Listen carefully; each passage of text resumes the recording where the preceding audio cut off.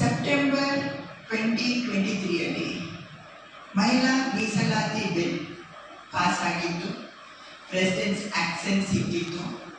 ಆದರೆ ಮೊನ್ನೆ ಗೊತ್ತಾದ ಹಾಗೆ ನಮಗೆ ಅದನ್ನು ನೋಟಿಫೈ ಮಾಡಲಿಲ್ಲ. ಆವಾಗ ಕೂಡ ನಿಮಗೆ ನೆನಪಿದ್ದ ಹಾಗೆ ಒಂದು ಸ್ಪೆಷಲ್ ಸೆಷನ್ ಆಫ್ ಪಾರ್ಲಿಮೆಂಟ್ ಹಾಕಿದ್ರು. ಎಲ್ಲರೂ ಕೇಳ್ತಾ ಇದ್ರು ಏನಾಗಿರ್ಬೋದು, ಬಿಕಾಸ್ 2024 ಏಪ್ರಿಲ್ ಮೇ ಅಲ್ಲಿ ಜನರಲ್ ಎಲೆಕ್ಷನ್ ಬರ್ತಾ ಇತ್ತು, ಏನಾಗಿರ್ಬೋದು ಅಂತ. ಆವಾಗ ಮಹಿಳಾ ಮೀಸಲಾತಿ ಬಿಲ್ ಅದರ ಸ್ಪೆಷಲ್ ಸೆಷನ್ ಆಫ್ ಪಾರ್ಲಿಮೆಂಟ್ ಅದನ್ನು ತಂದರು. Every opposition party including cooperated government ಜೊತೆ ಕೋಆಪರೇಟ್ ಮಾಡಿಕೊಂಡು ಆ ಬಿಲ್ ಅನ್ನು ಪಾಸ್ ಮಾಡಿದ್ರು, ಬಟ್ ವಿತ್ ರೈಡರ್ಸ್.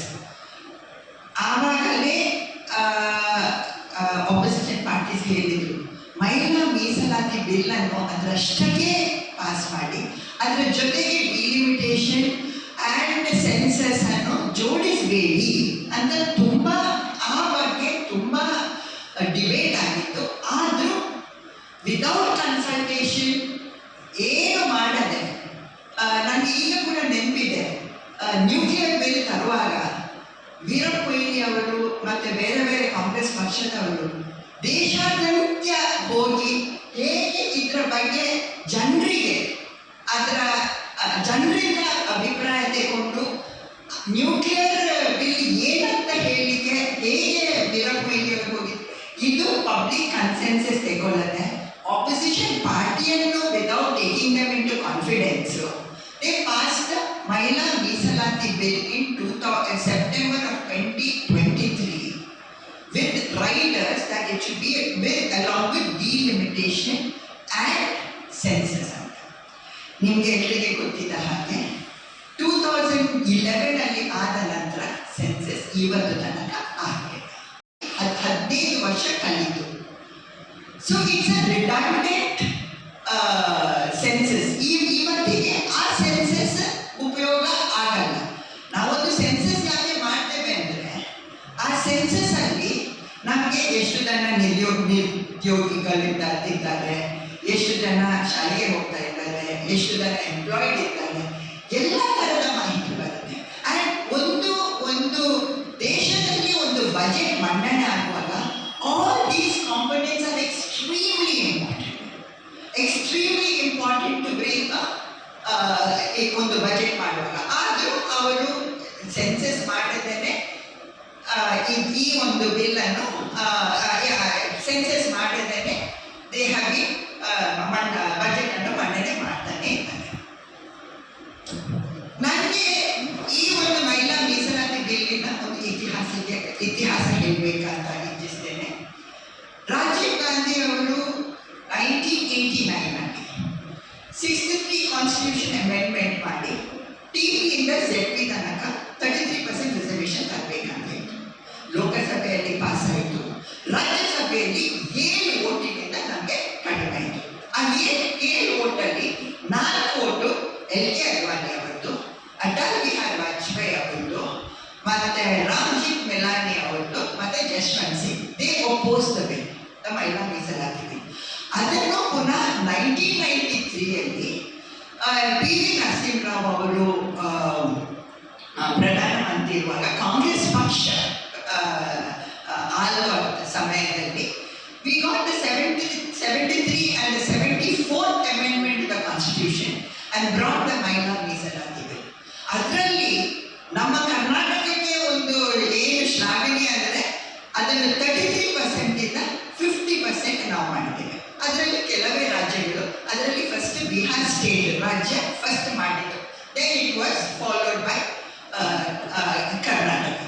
ನಿಜವಾಗಿ ಕಾಂಗ್ರೆಸ್ ಪಕ್ಷ ಎಷ್ಟು ಮಹಿಳೆಯರಿಗೆ ಆದ್ಯತೆ ಕೊಡ್ತೇವೆ ಅಂದರೆ the first speaker of the Lok Sabha was brought in by a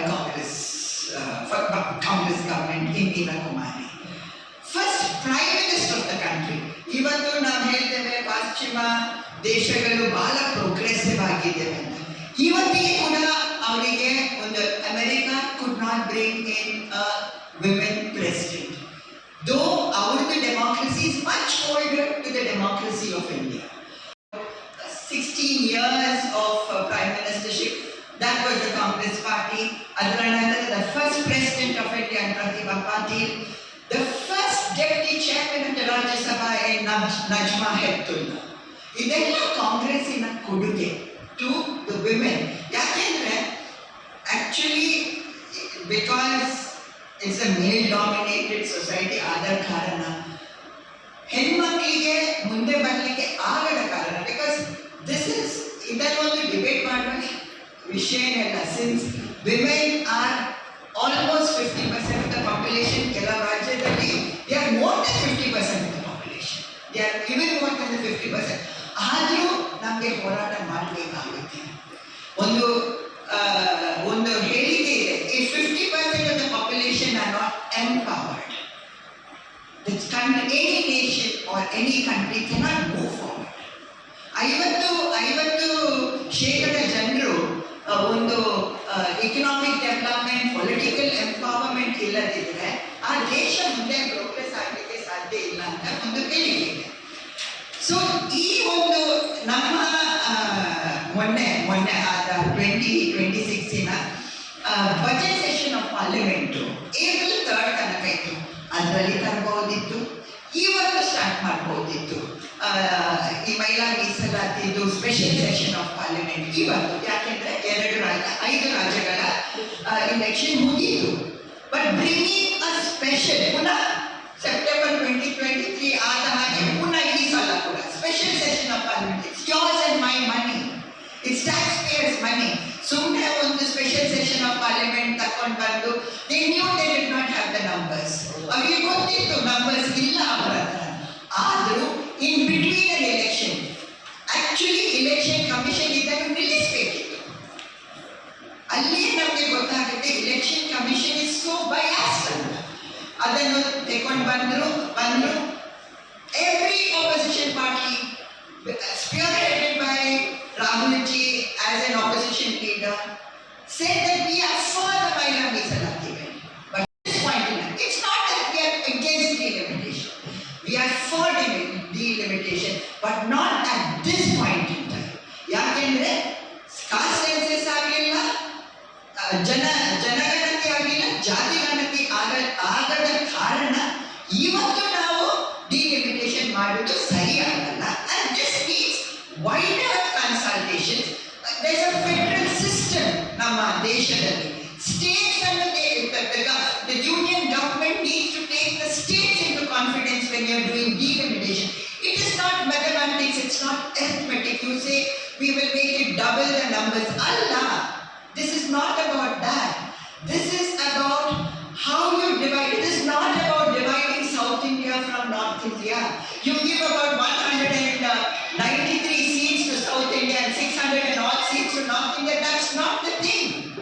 It is about equity and equal distribution of seats. Equity and equal distribution of seats is what we are asking for. And even ಇದು ಕೂಡ ಯಾವುದು women reservation ಅಲ್ಲಿ ಕೂಡ ನಾವು equity ಕೇಳ್ತಾ ಇದ್ದೇವೆ, equal distribution ಕೇಳ್ತಾ ಇದ್ದೇವೆ.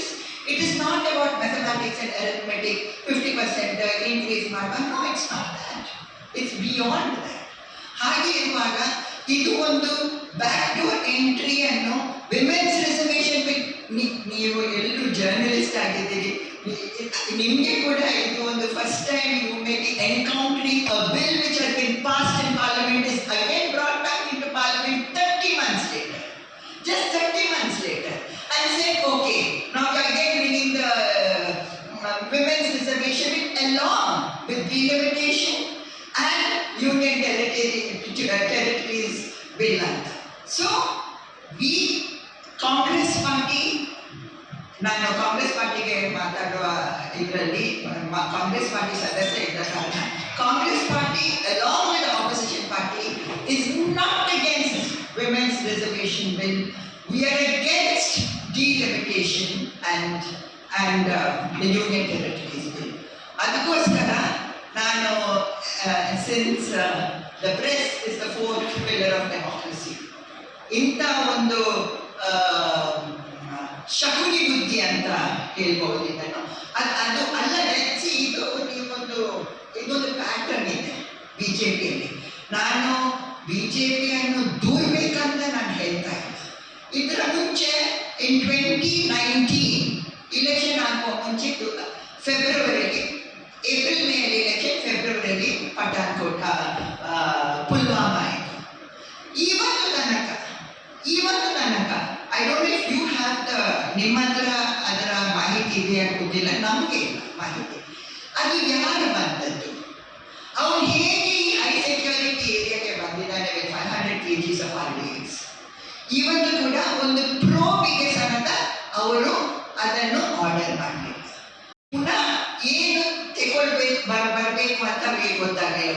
ಮಹಿಳಾ ಆರಕ್ಷಣ ಬಿಲ್ ತೆಕೊಂಡು ಬರುವ, ಅದರಲ್ಲಿ ಏನಾದರೂ ವಿಮೆನ್ಸ್ ವೋಟ್ಸ್ ನಮ್ಮ ಪರವಾಗಿ ಬರುತ್ತಾ ಅಂತ ಅದನ್ನೊಂದು ತೆಕೊಂಡು ಬಂದರು. So these are all, C it does not come from here. ಯಾವಾಗಲೂ ಯಾವುದಾದ್ರೂ ಮಾಡೋದು ನಾವು ಜನರ ಸೇವೆಗಾಗಿ ಮಾಡೋದು ಅಲ್ಲ, ಇಲೆಕ್ಷನ್ ಗಿಮಿಕ್ಕಾಗಿ ಮಾಡೋದಂತ ನನಗೆ ಅರ್ಥ ಆಗೋದಿಲ್ಲ. But BJP does everything as N election gimmick. ಈ ಸಲ ಕೂಡ ನೀವು ನೋಡಿದರೆ how Prime Minister with the national flags behind him, how he addressed the nation. At least about 52 times he mentioned the Congress, about 32 times he mentioned TMC and the DMK and the SP, and the Election Commission is completely silent about this.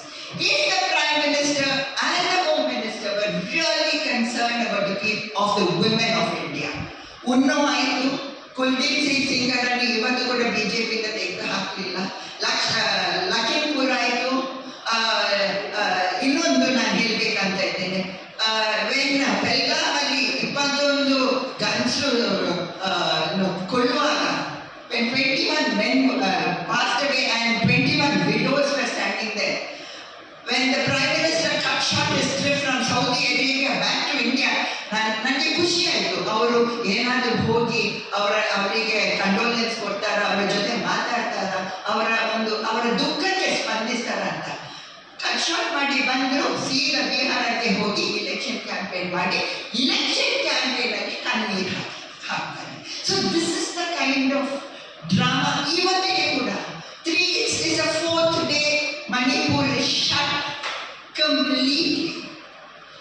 Highest ಅಲ್ಲಿ ಧೋರಣೆ ಆಗ್ತಾ ಇರುವುದು ಹೆಣ್ಮಕ್ಳಿಗೆ.